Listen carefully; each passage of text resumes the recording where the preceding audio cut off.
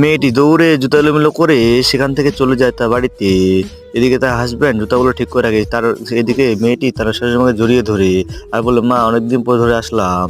ছেলেটির মা তাদেরকে বলে, তোমরা এখানে বসো, আমি এখন খাবার রান্না করে যাচ্ছি। এই বলে মেয়েটিকে একটি চাদর দিয়ে সেখান থেকে চলে যায়। এদিকে ছেলেটি এসে বলে, চলো আমরা একটি ছাদে যে ঘুরে আসি। মেয়েটি বলে, এখন আর যেতে পারবো না। তখন ছেলেটি রান্না করে গিয়ে তার মাকে বলে, মা সে এখন অন্যরকম হয়ে গেছে। তখন ছেলেটির মা বলে, এখন হবেই, সে একটু আগে গুছালো ছিল, এখন একটু অগোছালো হয়ে গেছে, তা এখন দেখা যাচ্ছে না। তখন ছেলেটি মনে করে যে সে আগে কিরকম ছিল।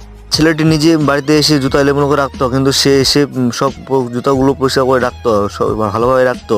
তাই সে আগের মতো এখন আর তার মোবাইলের প্রতি আসক্ত ছিল না। সে তার মার ভয়ে মোবাইল দিয়ে কাজ করতে যেত।